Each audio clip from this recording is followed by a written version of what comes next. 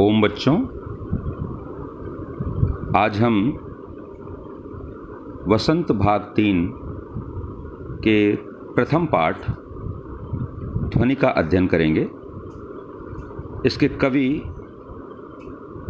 सूर्यकांत त्रिपाठी निराला जी हैं और पाठ की विधा कविता है। अभी न होगा मेरा अंत। कवि इस ध्वनि नामक कविता में अपने मन की अंतर्ध्वनि को हमारे समक्ष व्यक्त कर रहा है और वह कहना चाहता है कि जहाँ आशा है वहीं जीवन है, निराशा मृत्यु का नाम है, और जिसके मन में आशा जीवित है उसके मन में नित्य वसंत है। वसंत में जैसे हम देखते हैं फूल, पत्तियाँ और चारों तरफ एक प्रकार का सौंदर्य बिखरा होता है प्रकृति में, यही वसंत का प्रतीक है। और इन्हीं प्रतीकों के माध्यम से कवि अपनी बात हम सभी के समक्ष रख रहा है। इन्हीं प्रतीकों के माध्यम से इस कविता में अपनी पूरी अभिव्यक्ति वह दे रहा है, उसे आप ध्यान से समझिए। कवि कहता है, अभी न होगा मेरा अंत। अभी मेरा अंतिम समय नहीं आया है, क्योंकि अभी मैंने आशा का परित्याग नहीं किया है। अभी अभी ही तो आया है, अर्थात अभी समय ही कितना हुआ है, अभी थोड़ा ही समय हुआ है जब मेरे मन में आशा ने नया रूप धारण किया है। क्योंकि मेरे मन में मृदुल वसंत, अभी न होगा मेरा अंत। अभी न होगा मेरा अंत, अभी अभी ही तो आया है। मेरे मन में मृदुल वसंत, अभी न होगा मेरा अंत। क्योंकि अभी अभी आशा रूपी वसंत का मेरे मन रूपी भूमि पर आगमन हुआ है, इसलिए अभी मेरा अंत समय नहीं आया है। हरे हरे ये पात, जैसा कि मैंने बताया कि वसंत के प्रतीक हैं हरे हरे पत्ते, फूल, कलियाँ। तो हरे हरे ये पात डालियाँ, कलियाँ कोमल गात।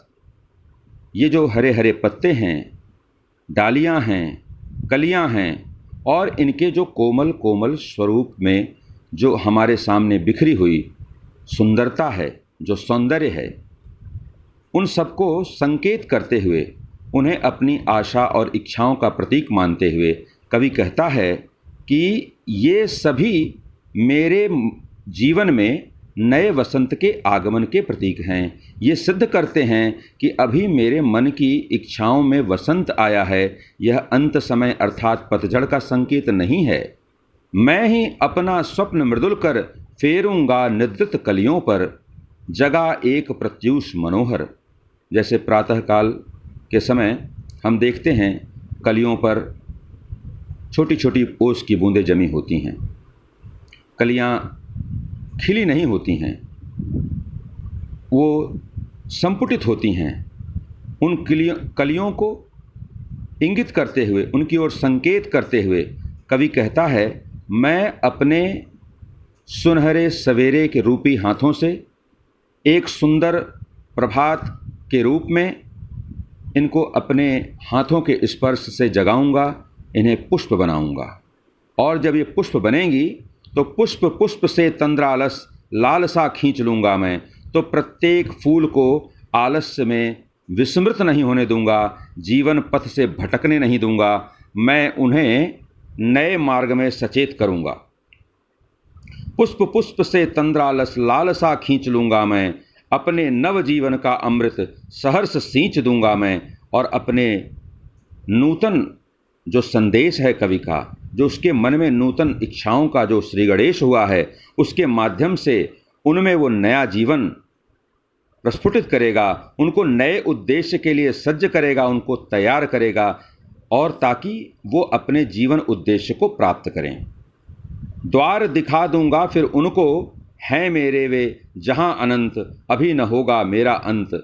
व्यक्ति जब कर्म पथ पर नियत लक्ष्य की ओर निरंतर आलस्य का परित्याग करके अथक पुरुषार्थ करते हुए आगे बढ़ता है, तो एक न एक दिन वह अपने अंतिम लक्ष्य अर्थात मोक्ष को प्राप्त कर लेता है, जो परमात्मा का द्वार है।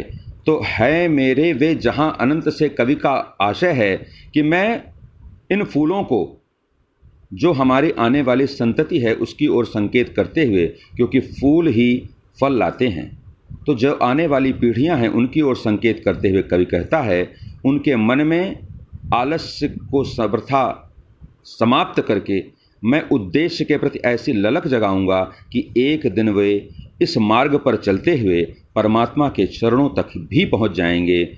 और यही विद्या और शिक्षा प्राप्ति का अंतिम और चरम उद्देश्य है। और इस प्रकार कवि कहता है, मैं अपने आने वाली पीढ़ियों को ईश्वर प्राप्ति के मार्ग पर अग्रसर करूंगा, और यह कार्य किए बगैर मैं अपने जीवन का अंत नहीं होने दूंगा।